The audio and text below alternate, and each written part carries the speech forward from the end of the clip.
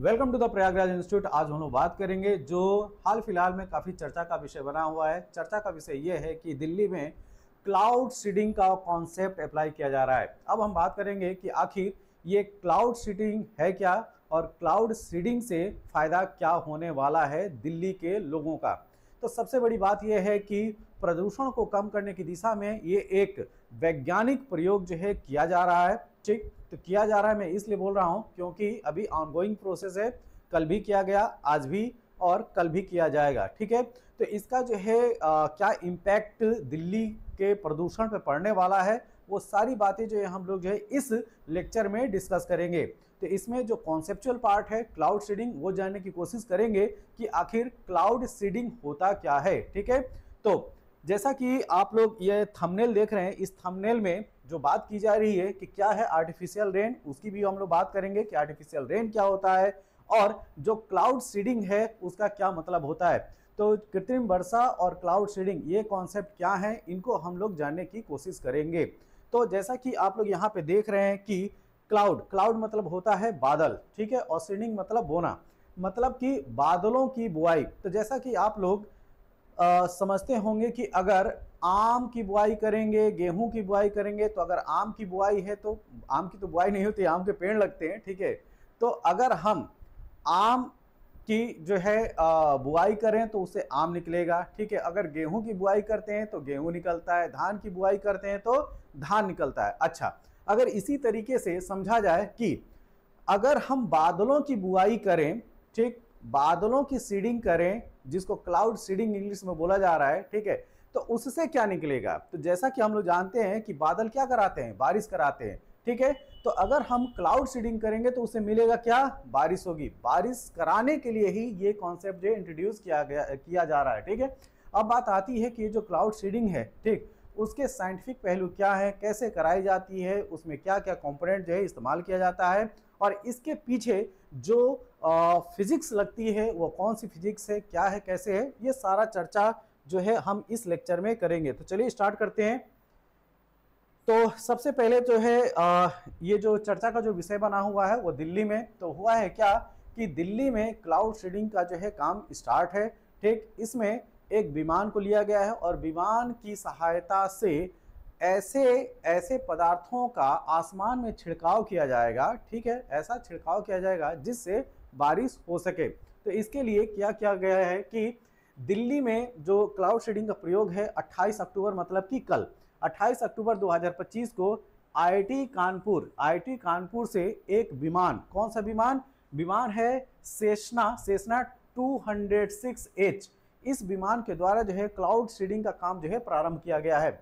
तो ये जो विमान है आईआईटी कानपुर से उड़ान भरता है और मेरठ पहुंचता है और फिर मेरठ से जो है दिल्ली के जो कुछ मोहल्ले हैं, दिल्ली के जो कुछ क्षेत्र हैं, वहां पे क्लाउड सीडिंग के माध्यम से बारिश कराने की कोशिश की जा रही है। तो क्लाउड सीडिंग के माध्यम से जो ये कृत्रिम बारिश कराई जाती है, इसी को जो है आर्टिफिशियल रेन या कृत्रिम वर्षा कहते हैं। ठीक है, तो इसका उद्देश्य क्या है, इसका उद्देश्य जो है वह दिल्ली के प्रदूषण को कम करना है। इस उद्देश्य से क्लाउड सीडिंग का कॉन्सेप्ट जो है इंट्रोड्यूस किया जा रहा है। ठीक है, तो वायु प्रदूषण को कम करने के लिए कृत्रिम वर्षा कराना और इसमें जो दिल्ली के पर्यावरण मंत्री हैं, कौन, दिल्ली के पर्यावरण मंत्री हैं मजिंदर सिंह सिरसा, उन्होंने कहा कि यह भारत का पहला बड़ा वैज्ञानिक प्रयास है। ठीक है, तो ये मंत्री साहब जो कह रहे हैं कि यह दिल्ली मतलब कि यह भारत का पहला वैज्ञानिक साइंटिफिक एफर्ट है, किस लिए, दिल्ली के प्रदूषण को कम करने के लिए। अगर मेरे शब्दों में पूछा जाए, ठीक है, या जो साइंटिफिक कम्युनिटी है या जो प्रदूषण के विषय में जो काम करते हैं कि कैसे प्रदूषण को कम किया जाता है, यह जो तरीका है, ठीक, पूरी तरीके से मूर्खतापूर्ण तरीका है। इससे जो है दिल्ली के प्रदूषण पे कोई फर्क नहीं पड़ना है और जो टाइम पीरियड जो इस्तेमाल किया जा रहा है, जो यूज किया जा रहा है या जिस समय यह कॉन्सेप्ट इंट्रोड्यूस किया जा रहा है, यह टाइम जो है दिल्ली के पॉइंट ऑफ व्यू से क्लाउड सीडिंग के लिए भी फेवरेबल नहीं है। ये सब सारी बातें जो है इसमें हम डिस्कस करेंगे, लेकिन इसके पीछे जो कॉन्सेप्ट है, क्लाउड सीडिंग के पीछे जो कॉन्सेप्ट है, पहले हम उसकी चर्चा करेंगे। ठीक, तो जैसा कि मैंने बताया कि यह जो है आईआईटी कानपुर और दिल्ली सरकार का एक ज्वाइंट प्रयास है जिससे दिल्ली के प्रदूषण को कम किया जाए। इसके लिए हुआ क्या है कि मेरठ एयरफील्ड से जो है यह विमान जो है उड़ान भरता है और दिल्ली के खेकड़ा, बुराड़ी, मयूर विहार, सदकापुर और भोजपुर ये जो इलाके हैं वहाँ के आसमान में यह विमान जो है भ्रमण करके जो है ये जो क्लाउड सीडिंग का कॉन्सेप्ट है उसको जो है वो फुलफिल करेगा। ठीक है, तो जो इसकी मैकेनिज्म है वो मैं एक्सप्लेन करूंगा। पहले ये जान जाइए कि किस एरिया में क्लाउड सीडिंग के माध्यम से आर्टिफिशियल रेन कराई जाएगी, कृत्रिम वर्षा कराई जाएगी। तो ये एरिया है दिल्ली के खेकड़ा, बुराड़ी, मयूर विहार, सदकपुर और भोजपुर। ठीक है, तो ये इलाके हैं जहाँ पे कृत्रिम बारिश कराने का प्रयास किया जा रहा है। यहाँ पे आप लोग के दिमाग में कंफ्यूजन क्रिएट हो रहा है कि सर एक तरफ बारिश की बात कर रहे हो और एक तरफ पॉल्यूशन कंट्रोल की बात कर रहे हो, तो बारिश का जो है प्रदूषण से क्या रिलेशन है उसको हम समझेंगे, लेकिन थोड़ा सा सब्र कीजिए। पहले हम समझेंगे क्लाउड सीडिंग को। ठीक है, तो ये जो ताना बाना है जो है वो आपने देख लिया, यहाँ से जो है फ्लाइट जा रही है और ये इन शहरों के ऊपर से जो है वो गुजर रही, इन क्षेत्रों के ऊपर से गुजर रही है और जो है कृत्रिम वर्षा कराने का प्रयास करेगी। ठीक, अब देखिए जो मैं कॉन्सेप्ट की मैं बात कर रहा था वह यह कॉन्सेप्ट है। क्या कृत्रिम वर्षा के लिए जो है जो तरीके जो इस्तेमाल किए जाते हैं, ठीक है, कोई भी फ्लाइंग ऑब्जेक्ट, ठीक है, या तो विमान हो सकता है, ड्रोन हो सकता है या जेट हो सकता है, वो क्या करता है कि वह जो है वह सिल्वर आयोडाइड, ठीक है, इस तरह के जो सॉल्ट होते हैं, इस तरह के जो नमक होते हैं, ठीक, इस तरह के जो नमक होते हैं सिल्वर आयोडाइड हो सकता है। ठीक है, AgI जिसको लिखते हैं, ठीक है, सिल्वर आयोडाइड हो सकता है। सोडियम क्लोराइड का भी इस्तेमाल जो है इसमें किया जा सकता है। ठीक है, और पोटेशियम आयोडाइड का भी इस्तेमाल किया जा सकता है।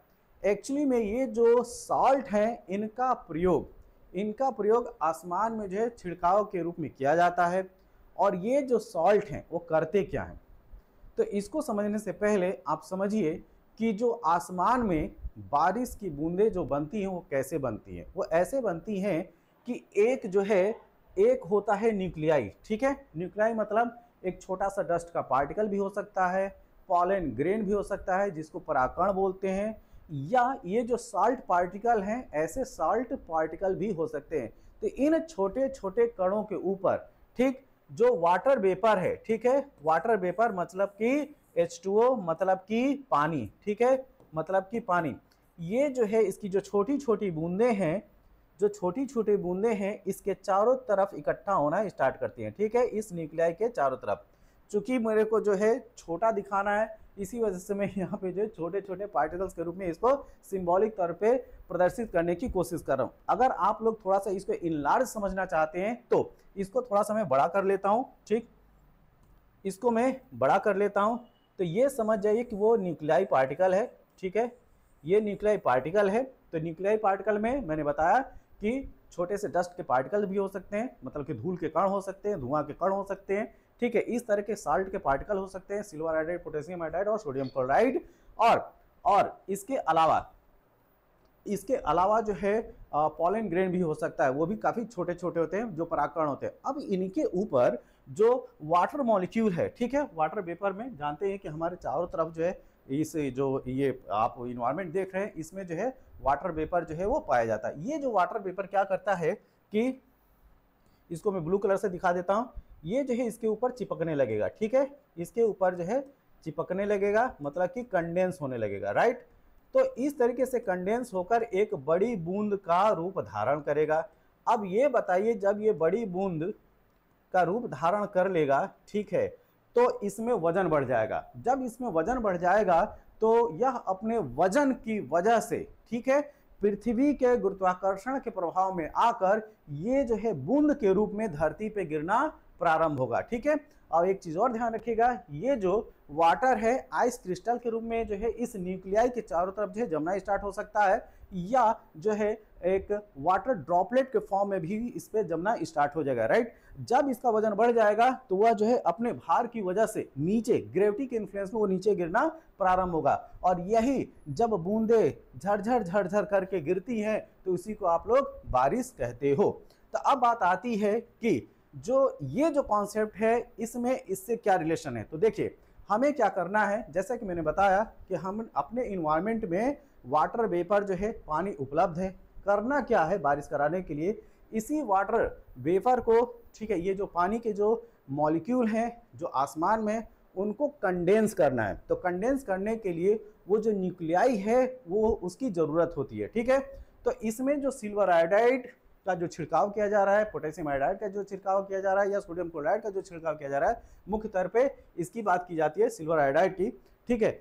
तो जो इसका छिड़काव किया जा रहा है, तो ये जो पार्टिकल्स हैं सिल्वर आयोडाइड के, इसके चारों तरफ ये जो पानी के मॉलिक्यूल हैं वो चिपकने लगते हैं, कंडेंस होने लगते हैं, और धीरे धीरे ये जो बूंदें हैं वो बड़ी होने लगती हैं, ठीक। और फिर भार की वजह से, ग्रेविटी के इन्फ्लुएंस में, वो नीचे जो है वो बारिश के रूप में गिरना प्रारंभ होती हैं, और इसी को बोला जाता है कृत्रिम वर्षा।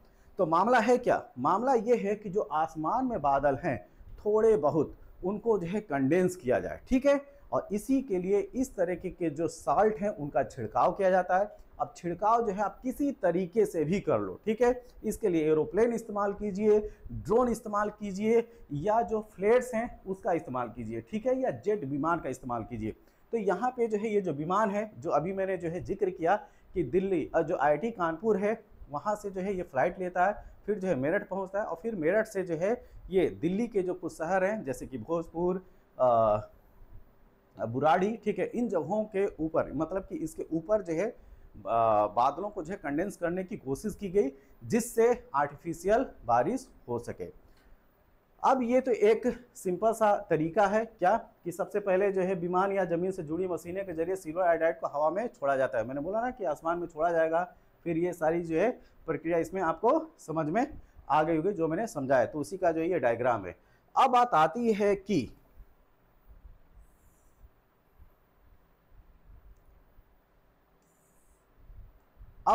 है कि जो दिल्ली में प्रदूषण है वह उसको यह कैसे कम करेगा।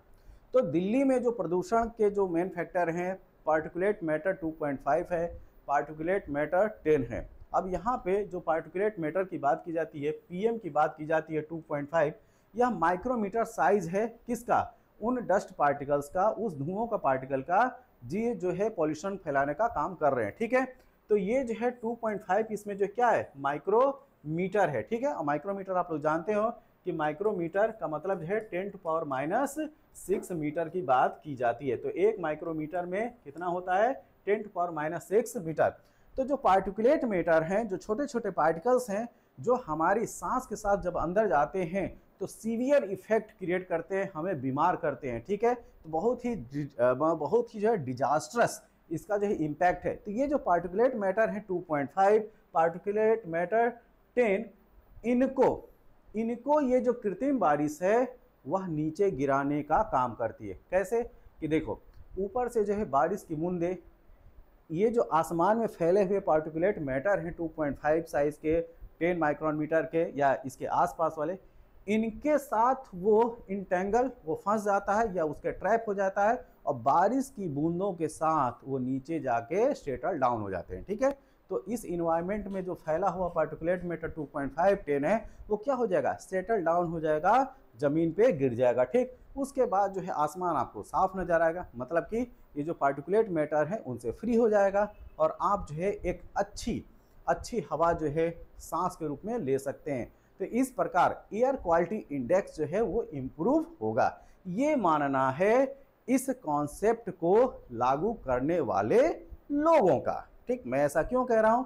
क्योंकि ये जो तरीका है दिल्ली जैसे शहर का प्रदूषण कम करने के लिए, बिल्कुल वैसे ही जैसे कि ऊंट के मुंह में जीरा, ठीक है, ऊंट के मुंह में जीरा। तो इससे जो है कुछ होने वाला है नहीं दिल्ली के प्रदूषण के लिए। दिल्ली के प्रदूषण को खत्म करने के लिए, या मैं कहूँ भारत के प्रदूषण को खत्म करने के लिए आपको जो है बहुत तरीके इस्तेमाल करने होंगे, लेकिन ये जो तरीका है केवल और केवल जो है फिजूल खर्ची का तरीका है, ठीक है। केवल और केवल जो है ढिढोरा पीटने का तरीका है, और केवल कि हम यह काम कर रहे हैं, और अपनी इमेज चमकाने वाली बात है गवर्नमेंट की तरफ से कि देखिए हमने जो है हवाई जहाज, एरोप्लेन लगा दिया है दिल्ली के प्रदूषण को कम करने के लिए, हम कितने सेंसिटिव हैं, राइट। तो कुछ प्रदूषण जो है इसी तरीके से समझिए, जिस तरीके से छठ पूजा के दौरान जो कृत्रिम घाट क्रिएट किए गए, उसमें जमुना जी का पानी से जो अटैचमेंट था उसको काट के जो है अलग से जो है कृत्रिम घाट बनाए गए, जिसमें जमुना जी के पानी का कोई रोल नहीं था, उसके लिए अलग से पानी की सप्लाई की गई। ठीक है, तो एक्चुअली में सरकारें इस तरह से गुमराह करने का जो काम कर रही हैं वह नहीं करना चाहिए। ठीक, एनीवे अब देखिए जो कुछ इसके बीच में जो तर्क देने वाले लोग हैं उनकी भी बात कर रहे हैं। MIT के अनुसार, मैसाचुसेट्स इंस्टीट्यूट ऑफ टेक्नोलॉजी के अनुसार, हर वर्षाबूंद वायुमंडल में गिरते समय कई सूक्ष्म कणों को आकर्षित करती है। तो जैसे मैंने बताया ना कि ये जो बारिश की बूंदें हैं जब ये गिरेंगी तो अपने साथ में इस तरह के जो इस पॉल्यूटेंट हैं, इस तरह के जो प्रदूषक हैं, उनको क्या करगी, चिपका लेगी, और चिपकाने के साथ जो है वो जब जमीन पे गिरेगी तो अपने साथ भी उसको गिराएगी। ठीक, इससे कोगुलेशन कहते हैं, मतलब कि एक साथ चिपक जाना, जो वायु के शुद्ध करने में मदद करता है। यह प्रभाव अस्थायी होता है लेकिन प्रदूषक प्रवाह को कुछ समय के लिए रोक सकते हैं। जो अभी मैं बात बोल रहा था वह MIT जो है, जो एक जाना माना इंस्टीट्यूट है वर्ल्ड वाइड, वो भी मानता है कि इससे जो है कुछ होना नहीं है, एक टेम्परेरी मेजरमेंट है। तो बिल्कुल वैसा ही है कि जितना के बबुआ ना उतना का खिलौना हो जाए। ठीक है, तो ऐसा भी जो है तरीका नहीं अपनाना चाहिए सरकार का। ठीक है, और देखिए वैज्ञानिक टेक्नोलॉजी जो है वही सक्सेसफुल होती है जो एफोर्डेबल हो।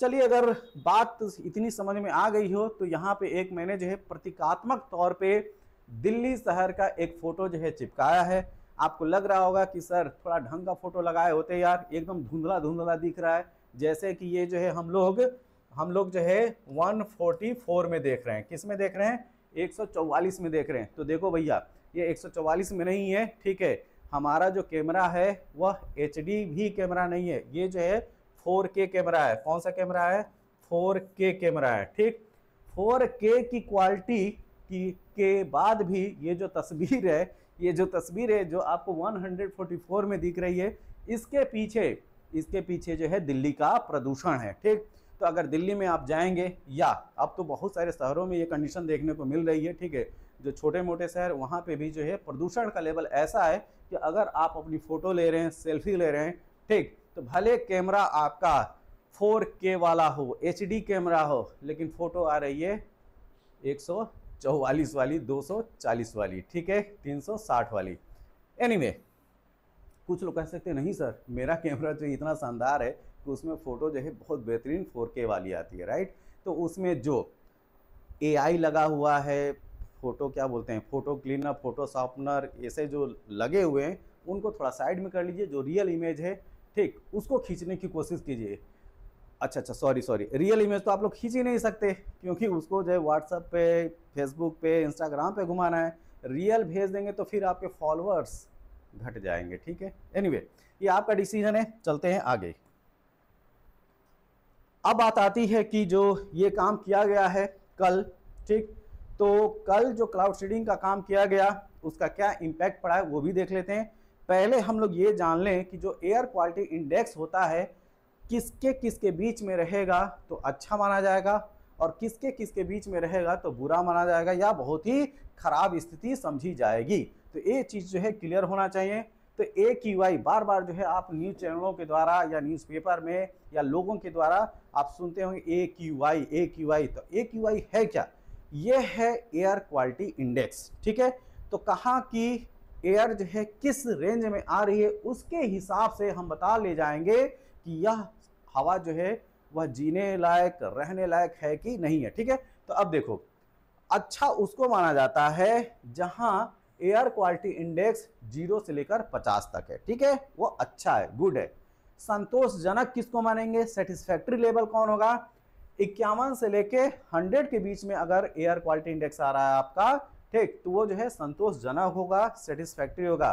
और ध्यान दीजिए, आज की डेट में मार्केट में आपको जो है ये डिवाइसेस मिल जाएंगी, क्या, एयर क्वालिटी इंडेक्स चेक करने की, जाइएगा मार्केट में मिल जाएंगे। ठीक है, और उसकी जो अपर लिमिट रखी गई है 999 रखी गई है। ठीक है, अब 101 से लेके अगर 150 के बीच में है तो मध्यम है, 151 से 200 के बीच में है तो खराब है, 201 से लेके 300 के बीच में है तो बहुत खराब है, और 301 से लेके अगर 500 के बीच में है तो वह गंभीर स्थिति है, सीवियर स्टेज है। ठीक, अगर अभी जो दीपावली का त्यौहार था उसके आसपास के दिनों में जो दिल्ली का ये जो AQI जब चेक किया गया तो वो जो है कुछ जगहों पे 500 से ऊपर 600 के ऊपर चला गया था, ठीक है। और इसी वजह से जो है लोगों से अपील की जा रही थी। इवन सुप्रीम कोर्ट ने जो है पटाखों पर बैन किया था, क्योंकि अचानक जो है एक दो दिनों में पटाखों की वजह से इतना ज़्यादा पोल्यूशन हो जाता है कि वो उस शॉर्ट टर्म में जो है लोगों के रहने के लिए जो वो एयर क्वालिटी जो है तो वो अच्छी नहीं होती है, ठीक है। इसी वजह से सुप्रीम कोर्ट जो है इसके ऊपर जो है बैन लगाने की बात करता है, लेकिन दिल्ली सरकार ने जो है ग्रीन पटाखे छोड़ने के लिए जो परमिशन लिया था, ठीक है। एनीवे, वो तो चीज़ निकल गई। अब बात ये आती है कि जब ये काम किया गया, ठीक, जब ये काम किया गया तो मॉर्निंग की मतलब 28 तारीख कल जो है क्लाउड सीडिंग वाला जो है वो काम किया गया। अब जब मॉर्निंग में जो रिपोर्ट आई है और एयर क्वालिटी इंडेक्स चेक किया गया है तो आनंद विहार में 316 था, जो कि बहुत ख़राब की रेंज में है। ITO में 300 था, वो भी बहुत ख़राब के ही आसपास है। RK पुरम में 305, ये भी बहुत ख़राब। और वजीरपुर में 332 था, ये भी बहुत ख़राब वाली स्थिति है, ठीक है। तो क्लाउड सीडिंग का कुछ फ़ायदा नहीं दिखा। एक और चीज़, क्लाउड सीडिंग के लिए जो दशाएं होनी चाहिए वह एनवायरनमेंट में, मतलब कि आसमान में 20 से 25% मॉइस्चर होना चाहिए, मतलब कि बहुत कुछ हद तक जो है बादल होंगे, ठीक, तब जाके जो है ये जो क्लाउड सीडिंग का ये जो कॉन्सेप्ट है इसके तहत आप आर्टिफिशियल या कृत्रिम वर्षा करा लेंगे, ठीक है। लेकिन अगर हम लोग ये टाइम की अगर बात करें, जैसे ये अक्टूबर नवंबर का ये जो टाइम पीरियड है, इसमें दिल्ली के आसमान में जो है बादलों की संख्या जो हो जाती है बहुत कम। इस समय आसमान जो है आपको बादल रहित साफ दिखता है, ठीक है। तो बादल रहित अगर आसमान में आप एरोप्लेन ले जाके सिल्वर आयोडाइड का छिड़काव कर रहे हो और फिर आप सोचो कि वहाँ पे वाटर वेपर कंडेंस होकर जो है बारिश हो जाए, तो संभव नहीं है, ठीक है, संभव नहीं है। तो इस वजह से दिल्ली वाले इलाके में इस तरह का जो एक्सपेरिमेंट है वो सक्सेसफुल नहीं हो सकता, ठीक है। और एक और चीज़, अगर हम लोग वेस्टर्न डिस्टर्बेंस की बात करें, जिसको पश्चिमी विक्षोभ कहते हैं, जो हवाएं मेडिटेरियन सी, कैस्पियन सी से ऊपर से मॉइस्चर लेकर आती हैं और ठंडी के दिनों में, मतलब कि दिसंबर जनवरी के महीनों में नॉर्थ इंडिया में बारिश होती है, तो वो वाला जो टाइम पीरियड है, उस टाइम पीरियड में कुछ क्लाउड जो है वो देखने को मिल सकते हैं। अगर उस टाइम पीरियड में क्लाउड शेडिंग किया जाए तो हो सके हम लोग कुछ हद तक बारिश करा पाए, लेकिन उसमें जो वेस्टर्न डिस्टर्बेंस की वजह से जो है कभी कभार बारिश तो वैसे ही हो जाती है। तो इसी वजह से MIT का भी मानना है कि ये जो तरीका है वह अस्थायी है, अच्छा कारगर तरीका नहीं है दिल्ली के प्रदूषण को हैंडल करने का। तो नो डाउट ये भी जो है सरकार के द्वारा एक प्रयोग ही है, कि ये प्रयोग जो है वो सक्सेसफुल हो जाए। तो एनीवे, इस तरह के जो काम जो किए जा रहे हैं, ठीक है, प्रदूषण को कम करने के लिए, तो इस तरह के काम के बजाय सरकारें और हम, मतलब कि भारत के नागरिक, अगर एक साइंटिफिक टेम्पर डेवलप करें, साइंटिफिक सोच डेवलप करें, ठीक है, और इस देश को अपने घर की तरीके से ट्रीट करें, तो प्रदूषण की जो समस्या है उसको काफ़ी हद तक कम किया जा सकता है, ठीक है। तो इसके लिए हमें करना क्या है, ज़्यादा से ज़्यादा जो है पेड़ लगाइए, ठीक है, पेड़ पौधे लगाइए। किसी का बर्थडे है तो उसको जो है गिफ्ट के रूप में जो है एक गमला जो है पौधे के साथ उसको समर्पित कर दीजिए। प्रदूषण फैलाने वाली जो चीज़ें हैं, ठीक है, एयर कंडीशन हो गया, आपकी बाइक हो गई, आपकी कार हो गई, ठीक है, इनका कम से कम प्रयोग कीजिए, ठीक। तो अगर हम लोग आत्मसंयम बरतें, ठीक है, उससे हम प्रदूषण को कम कर सकते हैं। जो भारत की एक बहुत बड़ी समस्या होने जा रही है, या ये कहा जाए कि समस्या बन चुकी है, पॉल्यूशन, उसको हम, आप और सरकार सब मिलके जब काम करेंगे तो इसको टैकल किया जा सकता है, इसका समाधान निकाला जा सकता है। वरना अगर आप सरकार की उम्मीद पर बैठे रहें कि सरकार कुछ करके प्रदूषण को कम कर पाए, तो फिर तो आप भूल जाइए। इसी के साथ इस लेक्चर को मैं विराम देता हूँ। थैंक यू, धन्यवाद।